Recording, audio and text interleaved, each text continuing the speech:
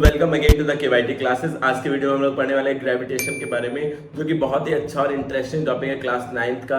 और ये बहुत ही ज़्यादा इंटरेस्टिंग है, इंटरेस्टिंग के साथ थोड़ा सा टफ पड़ जाता है बच्चों के लिए, लेकिन मैं आज इस तरह से पढ़ाने वाला हूँ कि आप लोगों को एक एक कॉन्सेप्ट बहुत आसानी से समझ में आ जाएंगे। एनसीईआरटी के एक कॉन्सेप्ट, अगर आप किसी चीज एग्जाम की प्रिपरेशन कर रहे हैं like AMU, Jamia entrance exam, और अगर आप क्लास एग्जाम के लिए भी पढ़ रहे हैं तो भी ये टॉपिक आपको बहुत अच्छे से समझ में आने वाला है और आपके लिए बहुत ही ज़्यादा हेल्पफुल होने वाला है। तो चलिए अपने वीडियो को स्टार्ट करते हैं।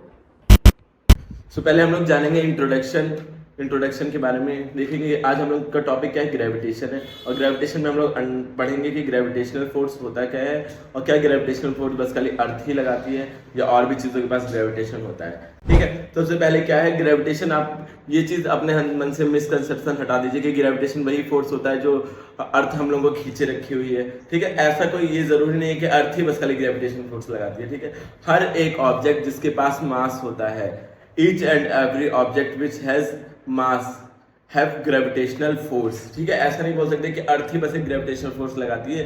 हर एक ऑब्जेक्ट ग्रेविटेशनल फोर्स लगाता है, जिसका जितना ज्यादा मास उसके उतने ज्यादा ग्रेविटेशनल फोर्स। ठीक है, तो अर्थ का मास सबसे ज्यादा है। दुनिया में जितनी भी चीजें हैं उनमें सबसे ज्यादा मास किसका है? दुनिया पे क्या दुनिया का सबसे ज्यादा मास है? ठीक है, जितनी भी चीजें हम लोगों ने देखी है उसमें सबसे ज्यादा मास कहाँ है? अर्थ का है। तो इसलिए अर्थ का जो ग्रेविटेशनल फोर्स है वो सबसे ज्यादा है और किसी फोर्स से भी ज्यादा है। जैसे कि ये पेन है, पेन को मैं अगर छोड़ूंगा तो मैं भी पेन की तरफ तो ग्रेविटेशनल फोर्स लगा रहा हूँ, लेकिन पेन मेरी तरफ अट्रैक्ट ना होकर के कहाँ जाएगा? नीचे की तरफ, अर्थ की तरफ अट्रैक्ट होगा, क्योंकि अर्थ का ग्रेविटेशनल फोर्स मुझसे ज्यादा है। मुझसे ज्यादा क्यों? क्योंकि अर्थ का मास मुझसे बहुत ज्यादा है। ठीक है, आपने पढ़ा होगा कि मून पे ग्रेविटी नहीं होती। अगर मून पे ग्रेविटी नहीं होती तो रोवर चलता कैसे मून पे? चंद्रयान 3 अभी मून पे लॉन्च हुआ है। ठीक है, उसमें ग्रेविटी नहीं होती। जो रोवर चल रहा है, जो चंद्रयान 3 का रोवर वहां पे चल रहा है, वो कैसे चल पाता? जमीन पे टिक ही नहीं पाता अगर ग्रेविटी नहीं होती। तो मून के पास भी ग्रेविटी है, सन के पास भी ग्रेविटी है, मार्स के पास भी ग्रेविटी है। Each and every planets have gravity. हर एक प्लैनेट के पास ग्रेविटी है, बट अर्थ से कम है, क्योंकि अर्थ से मून का मास बहुत ज्यादा कम है। तो अर्थ जितनी ग्रेविटी मून के पास नहीं होगी, जाहिर सी बात है। तो ग्रेविटेशनल फोर्स अर्थ जो हमें लगाती है वो ग्रेविटेशनल फोर्स नहीं। ग्रेविटेशनल फोर्स ऐसा फोर्स है जो कोई भी बॉडी जिसके पास मास है एक दूसरी बॉडी के ऊपर लगाती है, वही ग्रेविटेशनल फोर्स है। ये पेन मेरे ऊपर ग्रेविटेशनल फोर्स लगा रहा है, मैं पेन के ऊपर ग्रेविटेशनल फोर्स लगा रहा हूँ। आप जिस भी डिवाइस में इस वीडियो को देख रहे हैं वो डिवाइस आपके ऊपर ग्रेविटेशनल फोर्स लगा रही है और आप उस डिवाइस के ऊपर ग्रेविटेशनल फोर्स लगा रहे हो। ठीक है, तो ये चीज आपको मिसकंसेप्शन हटा देना है कि बस खाली अर्थ जिस फोर्स से हम लोग खींचे हुए उसको ग्रेविटेशनल फोर्स कहते हैं। ऐसा कुछ नहीं है। हर एक ऑब्जेक्ट जिसके पास मास होता है वो ग्रेविटेशनल फोर्स लगाता ही लगाता है। ठीक है, अब देखिए क्या है और ग्रेविटेशनल फोर्स क्या है? रिस्पॉन्सिबल है कि हम लोग अपने वो धरती पे रुके हुए हैं, अर्थ के सरफेस पे हम लोग बैठे हुए हैं, उसके लिए कौन रिस्पॉन्सिबल है? उसके लिए ग्रेविटेशनल फोर्स रिस्पॉन्सिबल है। आप लोग मुझे एग्जाम्पल, आप लोग मुझे कमेंट में जरूर बताइएगा, हम लोग अर्थ के अंदर रहते हैं, अर्थ के ऊपर रहते हैं। ठीक है, ये चीज जरूर बताइएगा। एंड मून जो हम लोग के ऑर्बिट में घूमता जा रहा है वो भी क्या है? ग्रेविटेशनल फोर्स की वजह से ही है। अच्छा, आप देखिए, एक पत्थर को लेना, एक रस्सी में बांधना, ठीक है, और उसको तेजी से रस्सी में घुमाना, तो क्या होगा? पत्थर गोल गोल घूमता रहेगा और आपके यहाँ पर एक फोर्स लगेगा।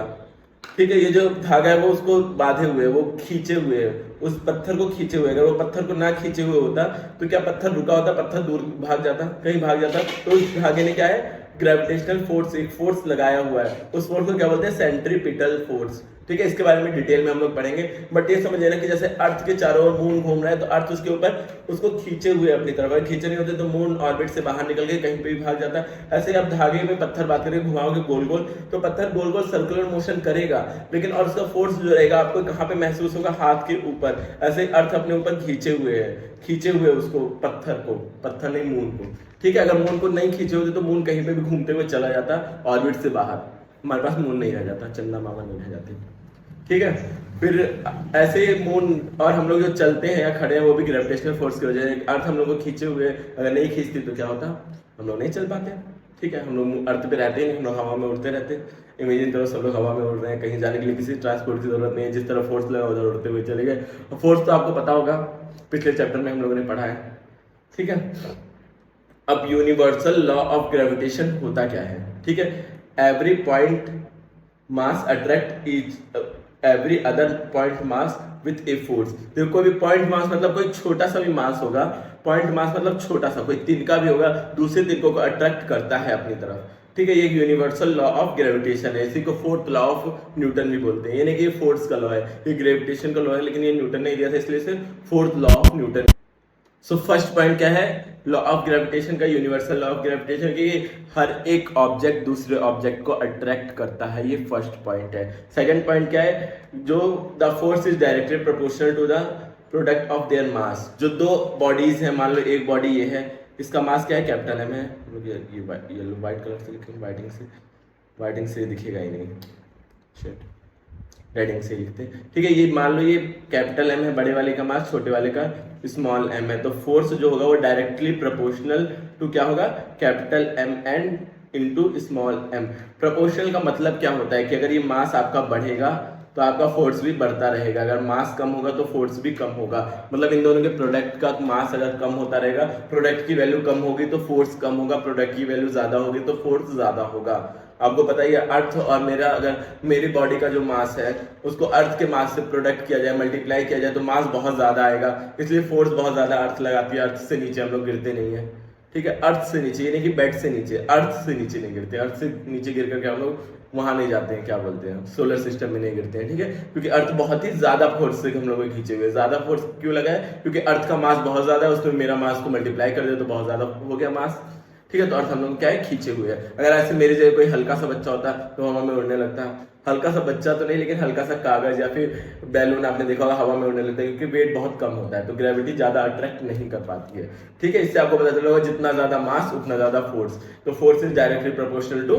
मास। एंड सेकंड है, force is inversely proportional to the square of distance. अब जितना दो बॉडी के बीच में जितना ज्यादा डिस्टेंस बढ़ाते जाओगे उतना ज्यादा फोर्स कम रहता रहेगा।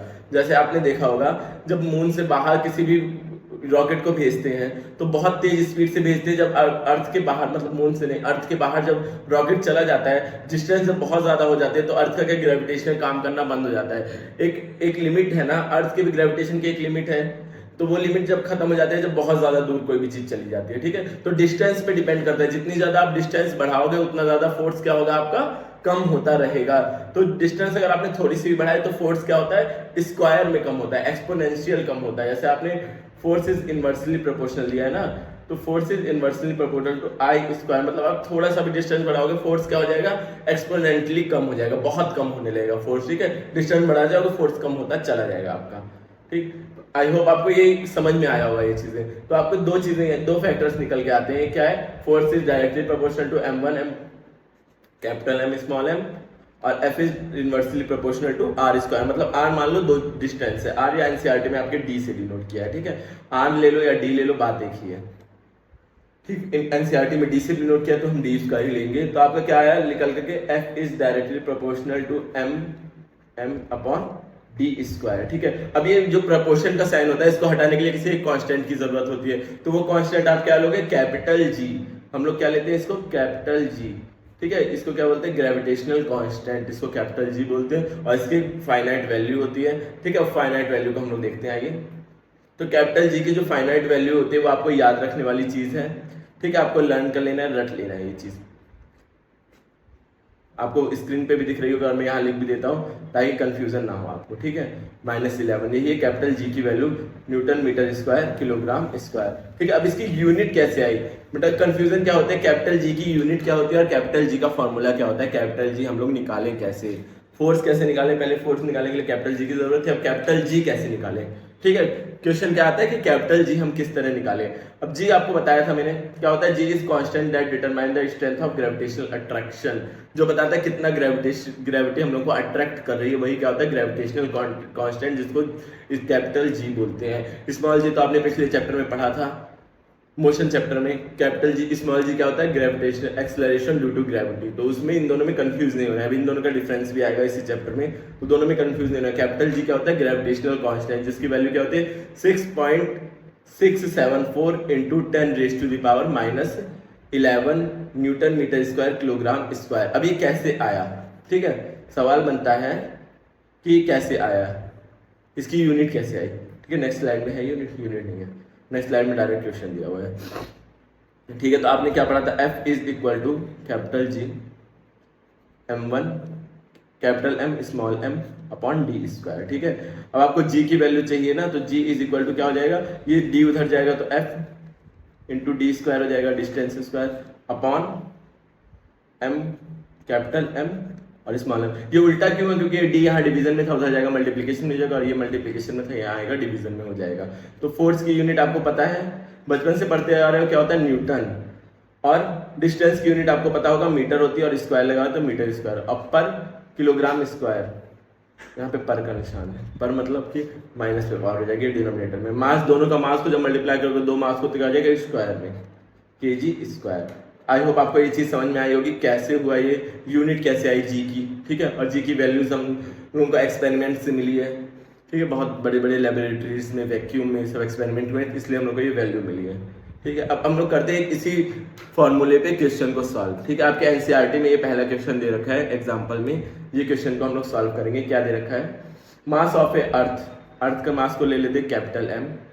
कैपिटल एम कितना है? 6 × 10⁻24 किलोग्राम्स दे रखा है। और मून का मास कितना दे रखा है? उसको स्मॉल एम लेते हैं, क्योंकि स्मॉल होता है मून, × 10⁻22 kg, ठीक है। पता नहीं किसने तराजू में तौल करके ये मास निकाला होगा, ये सवाल कोई नहीं पूछेगा सर मास पता कैसे चला, ठीक है। इसके लिए कोई वैल्यू बनाएंगे अच्छा सा। द डिस्टेंस बेटा दे रखा है अर्थ और मून का कितना?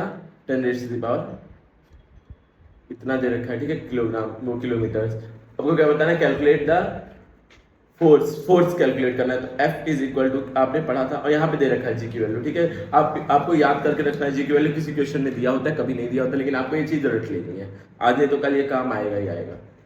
अगर आप कॉम्पिटिशन एग्जाम की प्रिपरेशन कर रहे हैं तो आपको मस्ट याद होनी चाहिए कैपिटल जी की वैल्यू। F क्या होता है? m/m/d²।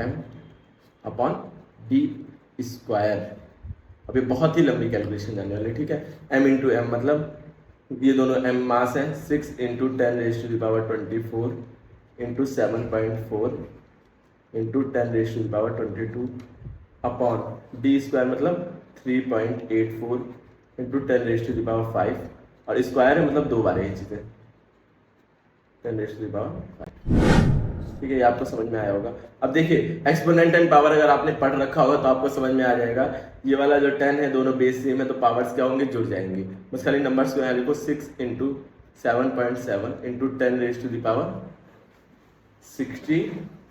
44 42 46 सॉरी इट्स 46, ठीक है। अब यहाँ नीचे ये 7.7 है, सो 77 कोई नहीं बोलेगा, शेट।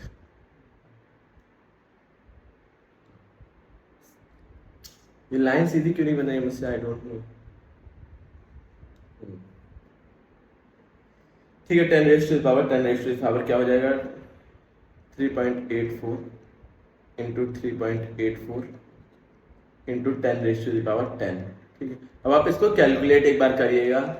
कैलकुलेट अगर आप लोग करेंगे तो आपको आंसर आराम से मिल जाएगा, और आंसर आप लोग कमेंट में लिखेंगे। आप लोगों के लिए मैं छोड़ दे रहा हूँ, आप लोगों के लिए होमवर्क, इसको कैलकुलेट जरूर करिएगा, और आंसर कमेंट में मुझे चाहिए, हर एक का आंसर मुझे कमेंट में चाहिए। और चलिए अब आगे बढ़ते हैं हम लोग, ठीक है। आगे तो कुछ है नहीं, आज के लिए हमारा इतना ही था। हम एक बार रिकैप कर लेते हैं हमने क्या क्या पढ़ा आज के दिन, ठीक है। आज के दिन पढ़ा कि ग्रेविटी होता क्या है। ग्रेविटी क्या होता है आप लोग बताइए? ग्रेविटी होता है कोई भी दो चीजें हो, कोई भी दो ऑब्जेक्ट है जिनके पास मास है, वो एक दूसरे को क्या करते हैं? अट्रैक्ट करते हैं, ठीक है। उसी अट्रैक्शन फोर्स को क्या बोलते हैं? ग्रेविटेशनल फोर्स बोलते हैं, ठीक है। ग्रेविटेशनल फोर्स का काम क्या क्या है? ग्रेविटेशनल फोर्स का काम क्या है कि वो मून को अपने ऑर्बिट में, अर्थ के ऑर्बिट में मून है, वो भी ग्रेविटेशनल फोर्स की वजह से है। और मून क्या है, और हम लोग जो चल पा रहे हैं अर्थ पे, वो भी वो ग्रेविटेशनल फोर्स की वजह से ही है। और हम लोगों ने ग्रेविटेशनल वो यूनिवर्सल लॉ ऑफ ग्रेविटेशन पढ़ा। क्या होता है? पहला होता है ये, आपको ये जो 3 पॉइंट्स है 3 याद करके लिखने पड़ेंगे। अगर कोई पूछे यूनिवर्सल लॉ ऑफ ग्रेविटेशन को डिफाइन करो तो आपको ये 3 लॉ लिखने पड़ेंगे, फिर मैथमेटिकली भी जो है ये इक्वेशन बनी है इसको लिखना होगा। फिर एग्जाम में इस तरह के क्वेश्चन आते हैं तो आपको इतना चीजें लिखना पड़ेगा, ये मस्ट है, ठीक है। अब देखो क्या होता है, तो एक पॉइंट दूसरे पॉइंट को, कोई भी पॉइंट साइज मास है, कोई भी छोटे से छोटा मास है, वो एक दूसरे को अट्रैक्ट करता ही करता है, ठीक है। और वो attraction force directly proportional to their product of their mass, जो दोनों के मास का प्रोडक्ट होगा, प्रोडक्ट मतलब दोनों को मल्टीप्लाई करने में जो आएगा उसके बराबर होता है, और inversely proportional to the square of distance between them, उन लोगों के डिस्टेंस के स्क्वायर के बराबर होता है। मतलब थोड़ा सा भी डिस्टेंस बढ़ाओगे फोर्स क्या हो जाएगा, कम होता चला जाएगा। इनवर्सली प्रोपोर्शनल का मतलब फोर्स कम होता चला जाएगा, इनवर्स मतलब उल्टा होगा, डिस्टेंस बढ़ाओगे तो फोर्स कम होगा, ठीक है। और हम लोगों ने थोड़ा सा पढ़ा कि यूनिट कैसे आई है, ठीक है। यूनिवर्सल ग्रेविटेशनल कांस्टेंट होता क्या है, कांस्टेंट क्या बताता है, जो फोर्स की स्ट्रेंथ बताता है, ग्रेविटेशनल फोर्स की स्ट्रेंथ बताता है, उसे क्या बोलते हैं, यूनिवर्सल ग्रेविटेशनल कांस्टेंट। और इसकी वैल्यू क्या होती है 6.67 into 10⁻⁻11 newton metre kilogram square, ठीक है। और आपका नेक्स्ट है क्या, फोर्स। फोर्स आपने निकाल लिया, इसका यूनिट्स मैंने डेराइव करके दिखाई कि यूनिट आई कैसे है। और हम लोगों ने एक क्वेश्चन किया जिसका वैल्यू आप लोग कमेंट में जरूर बताओगे। तो आज के लिए इतना ही रखते हैं। अगर आप लोगों को वीडियो पसंद आ रही है तो अपने फ्रेंड्स ग्रुप में जरूर शेयर करिए, एंड मोर ऑसम वीडियोस के लिए सब्सक्राइब कर लीजिए KYT क्लासेस को। Thank you for watching.